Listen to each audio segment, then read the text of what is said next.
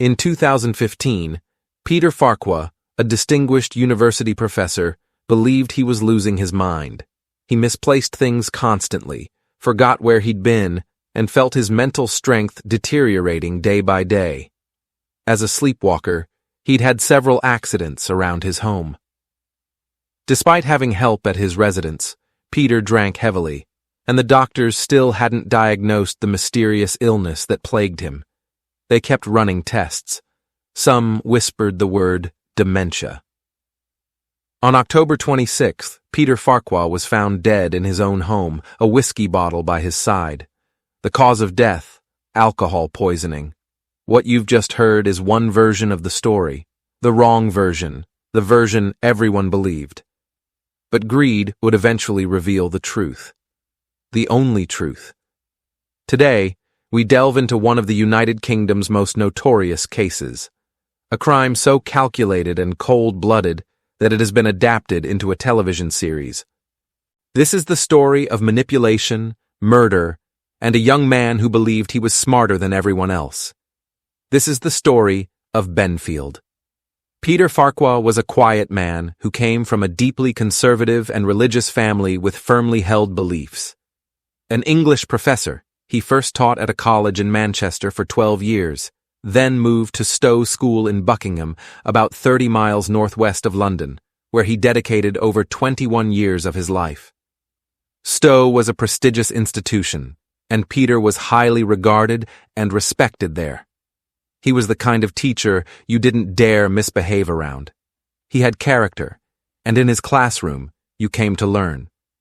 Peter possessed a rare gift that not all educators have: the ability to detect potential in his students and the dedication to encourage them to keep fighting for their dreams. Peter had a brother who was married, and he lived with his mother until she passed away in 2002. After 34 years devoted to teaching, in 2004, at age 58, Peter decided it was time to retire. He wanted to dedicate himself to what he truly loved, writing novels. He would eventually write 3 books, but at this point in our story, Peter hadn't published anything yet. In 2007, Peter was offered a position as a professor at the University of Buckingham, which he accepted. It wasn't too demanding and could be perfectly combined with his new profession as a writer. He also decided to take it because spending so many hours alone in his Buckinghamshire home, especially since losing his mother, had been difficult. Peter was passionate about literature, and the position they offered him as an advisor, mentor, and poetry reader was perfect for him. And it was there at the University of Buckingham that Peter met Ben. Benjamin Field was born in October 1990 in Leicester County.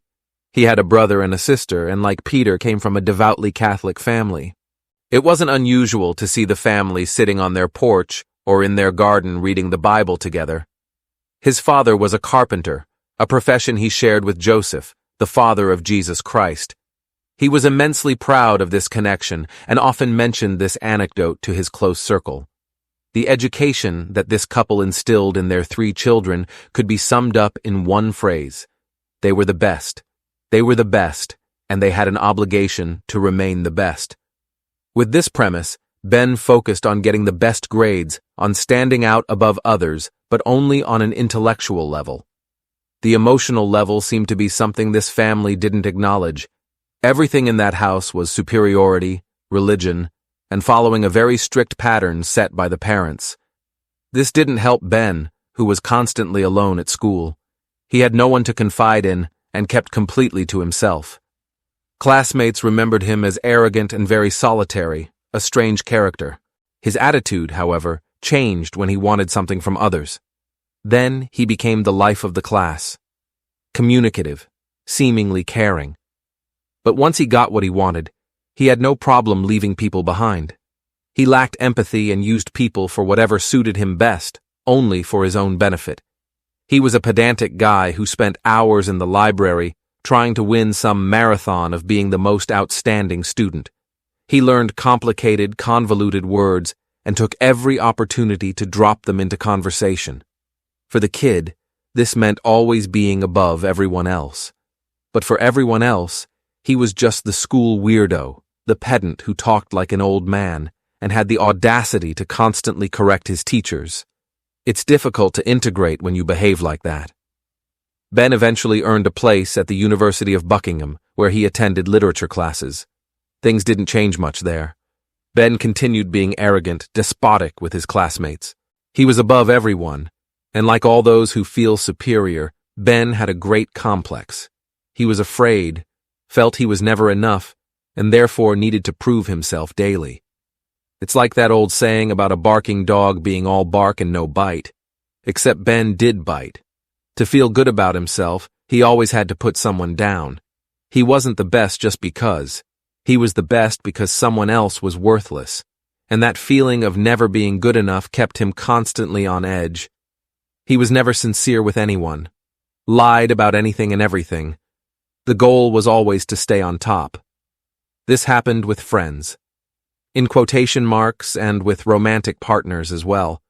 Like the good narcissist he was, and I'm not just saying that, he was clinically diagnosed. Ben always had to be in control. And what better than controlling elderly, defenseless people who felt lonely and quite vulnerable? This young man became fascinated reading about the final days of elderly people. How many of them, let's say, left of their own volition, if you know what I mean?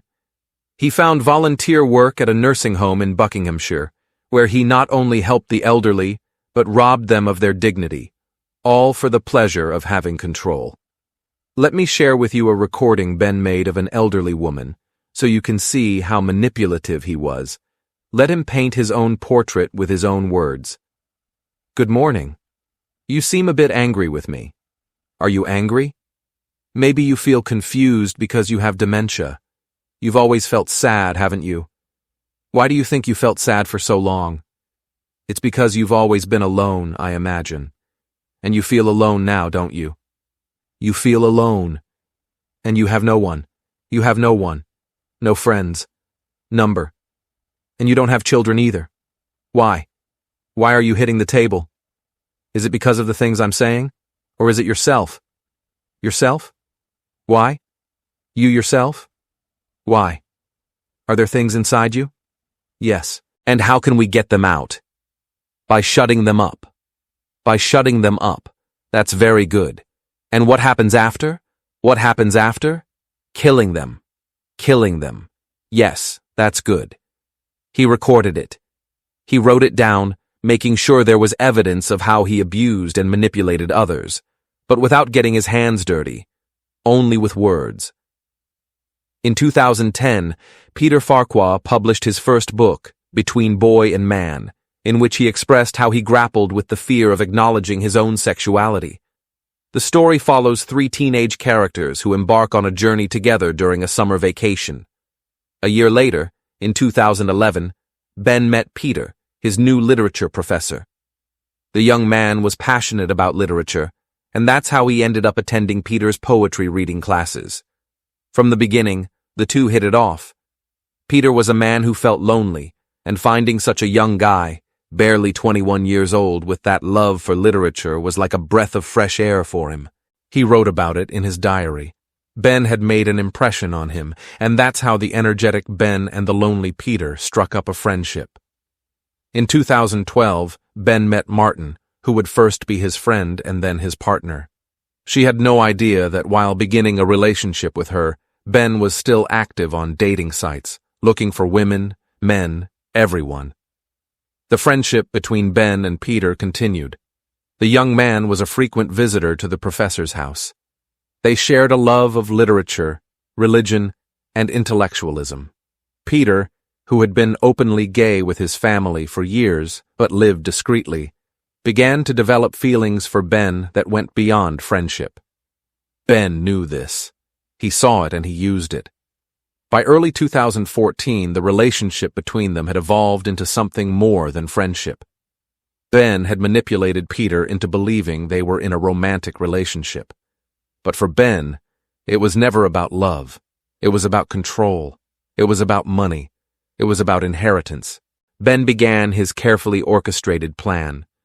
He would slowly poison Peter, making him believe he was losing his mind, weakening him physically and mentally, until his death would seem like a tragic accident, or the result of natural decline.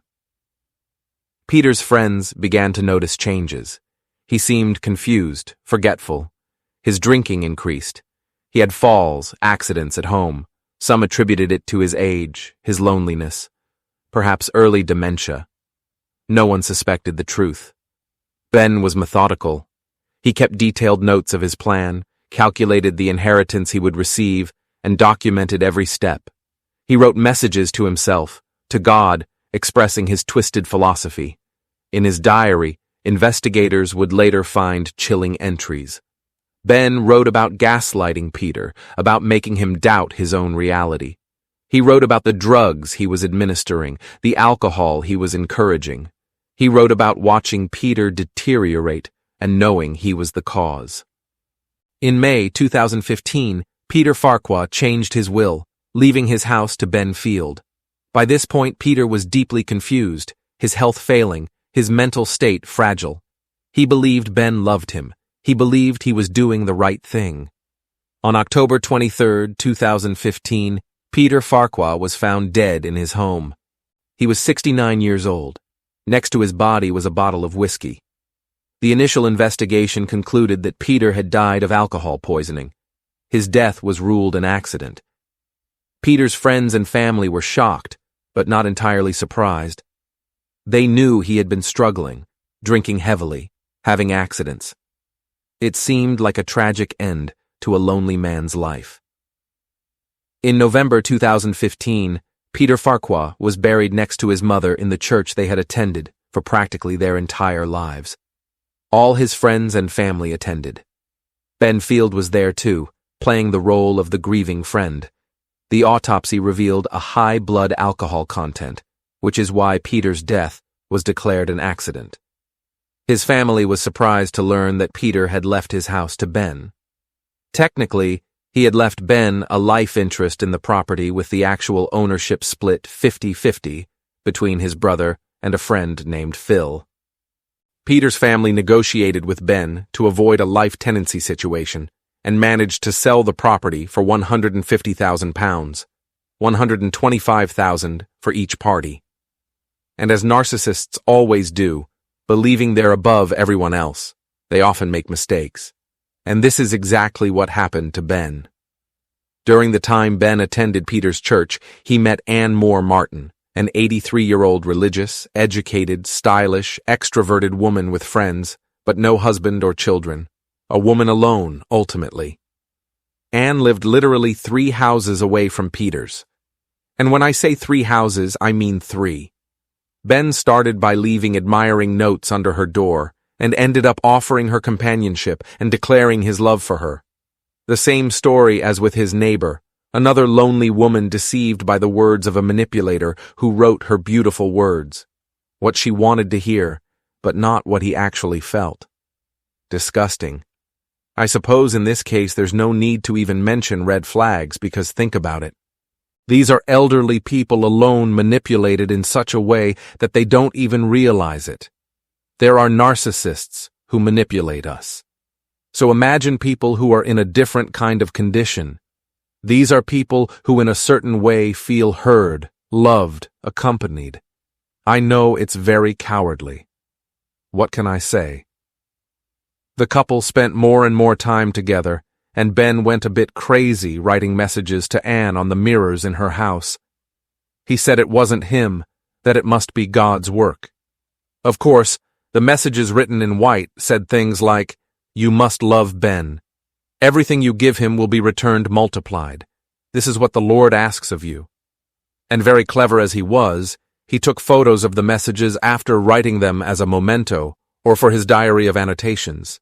He also made sure to have sexual relations with her and recorded them without her consent, in case he needed to use them in the future as blackmail or something. Imagine a poor 83-year-old woman in an intimate situation with a 25-year-old man. I imagine that woman could die of shame if that came to light.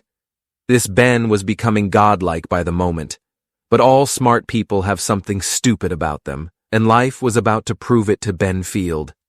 His plan with Anne was to extract everything he could from her, make her sick, and keep her house. He asked the woman for £4,000 for a car, and what he did was rent one for a day, show it to her, return it, and keep the money. He also extracted more than £25,000 from her for a supposed dialysis machine that his sick brother needed. This was all the cash Anne had in the bank, and it was Ben himself who called the bank, saying what the woman wanted, then passed the phone to Anne so she could continue with the request to the bank, so there would be no pressure, so it wouldn't be obvious. By the end of 2016, Anne began to fall ill and was hospitalized. Fortunately, the woman recovered, and during a visit from her niece, she told her everything, that she had met a man, that God had left her a written order that she must love him, that she had lent him money, and that she had put him in her will. The niece called the police. The police quickly connected Anne's case with Peter's. Benfield had consulted about Peter's inheritance through a lawyer, the same one he had used for Anne's inheritance, which made him suspect number one. 2 neighbors, 2 houses, very little time, 2 changed wills. It was a bit obvious. Ben was arrested for attempted fraud. At that moment, they didn't have more evidence against him, but they knew there was something more behind it. The cases were too similar, and Anne had suffered the same symptoms as the writer. They released him on bail while the investigation continued into Peter's death and completely prohibited him from approaching Anne. During this time, the woman changed her will again. From Ben's house, the police seized countless materials, videos, photos, a diary with notes about his plans, calculations of the money he would receive if he inherited the estates. Peter Farquhar's body was exhumed. They needed to perform a second autopsy to have solid evidence against Ben. They managed to detect sedatives and hallucinogens that had been administered to him for months before he died. The glass that was next to the whiskey bottle next to Peter's body contained Ben's fingerprint, which could indicate that he was the one who forced him to drink such a quantity of alcohol as to cause death. Benfield was arrested again in January 2018, making clear the quality of character he possessed. His exact words were, "I think I'm going to get away with this." His trial began in 2019. After all the evidence was presented against him, he pleaded not guilty to ending Peter's life or to attempting to kill Anne. He did plead guilty to fraud and manipulation to change the will of his 2 victims. He was diagnosed with narcissistic personality disorder and identified as a manipulator. Field was found guilty of murdering Peter Farquhar, but not guilty of attempting to murder Anne Moore Martin. He was sentenced to life imprisonment with a minimum term of 36 years. He appealed his sentence in 2021. It was denied.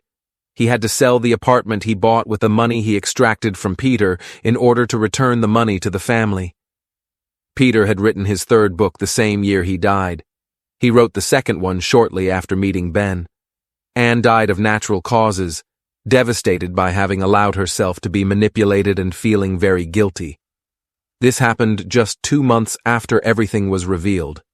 This story was adapted for television by the BBC in The 6th Commandment. This is one of those cases that really makes you think about what kind of people live among us. People who think they can get away with anything and destroy the lives of innocent and vulnerable people. Benfield was a master manipulator who preyed on the lonely and vulnerable. He weaponized their trust, their faith, their need for companionship. He didn't use physical violence. He used something far more insidious: psychological torture, gaslighting, and systematic poisoning. Peter Farquhar was a good man, a dedicated teacher, a talented writer. He deserved to spend his retirement years in peace, writing his novels, enjoying his life. Instead, he died confused, afraid, and betrayed by someone he trusted and loved. Anne Moore Martin was a vibrant, independent woman who spent her final years in fear and shame, manipulated by a monster who pretended to love her. The case of Benfield reminds us that evil doesn't always announce itself with obvious violence. Sometimes it comes disguised as friendship, as love, as companionship. It speaks in educated tones and quotes literature and scripture and smiles while it destroys. Benfield believed he was smarter than everyone else. He believed he could commit the perfect crime. He documented his own guilt in meticulous detail, so certain was he that he would never be caught. But evil, no matter how clever, leaves traces, and justice, though sometimes slow, eventually arrives. Benfield will spend the rest of his life in prison. He will grow old behind bars, alone, without the control he so desperately craved. Perhaps that is the most fitting punishment for a man who destroyed the lives of those who dared to trust him. This is the story of the man who pulled a fast one. Except, in the end, the only person he fooled was himself. Thanks for watching, guys. If you enjoyed this video, please like and share it. Don't forget to subscribe to the channel and press the bell icon so you can be the first to hear about such real-life stories.